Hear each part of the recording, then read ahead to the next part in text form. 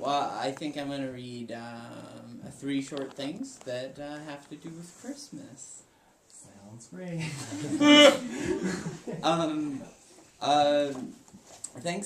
Thank everybody who's already read it. It's awesome, and thanks for having me here. The first thing I'm going to read, I'm from Providence, and I do a lot of writing with kids, and I'm going to read a handful of really short stories that I wrote with Ned Foley Fitzpatrick, who is an awesome 6-year-old who lives in Providence.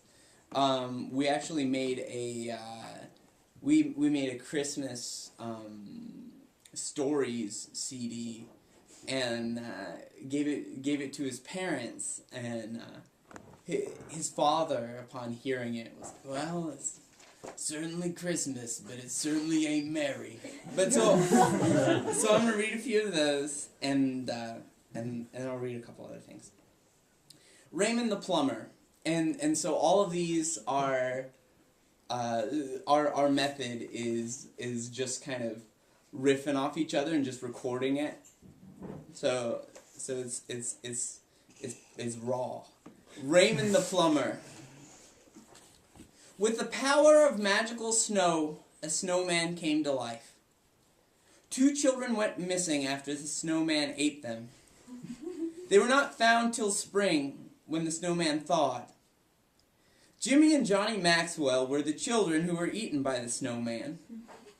When they were interviewed, after they were thawed from the snowman's insides in the spring, they said that the snowman called himself Raymond the Plumber, and that he'd offered them $10 each to look at some bad teeth in the back of his mouth. Reports began to pop up all over the country about Raymond the Plumber, the magical snowman who was eating children. Hundreds of missing children who had been missing all winter came forward after this first spring thaw. But none of these children were in a very good mood. Mrs. Claus. I don't know what this one's titled. Mrs. Claus. Santa and his reindeer were sick, so only Mrs. Claus was the only one who had flying magic.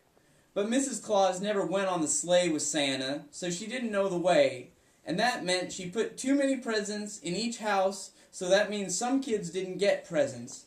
So that morning, when the kids woke up, some of the kids were very, very excited, and some other kids were very, very not excited.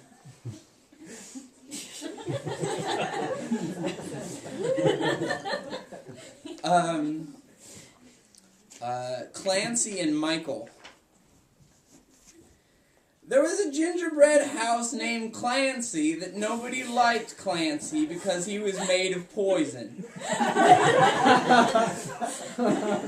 It was very difficult to be a gingerbread house made of poison, and because of this, Clancy spent quite a lot of his time in the library with the homeless people who were hanging out trying to stay warm. Clancy was best friends with Michael, the nativity scene with all the heads broken off. They sat in the piano room at the library a lot, but they weren't very good at playing the piano, and they scared all the babies. So Clancy and Michael moved into an alligator's house because the rent was very cheap, and it was right next to the library where they hung out all the time. But there were problems because they were living in an alligator's house. Clancy got eaten by the alligator because he, the alligator, loved gingerbread poison houses. And also, then the alligator is dead because it made him sick and he had to spit up all the bones from all the children that he ate that year.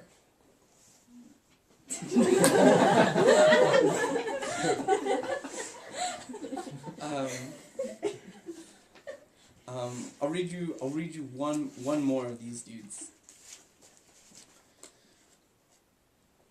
The Invisible Witch. Once upon a time in the North Pole, Santa's reindeer were put under a spell by a mean witch. They couldn't fly, and their antlers were knocked off for 2 Christmases. The only way to get their antlers and their flying power back was to see her. But they were having a difficult time seeing her because she dressed all in white and she had pale white skin and her veins were all blue, so she looked just like the ice. And without their antlers, the reindeer's sense of direction was all messed up. But then, one foggy Christmas Eve, one guy came and said, "Hey, I heard about the spell on you. Can I help?"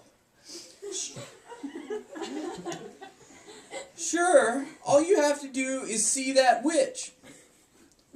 "Well, that's easy. I see you."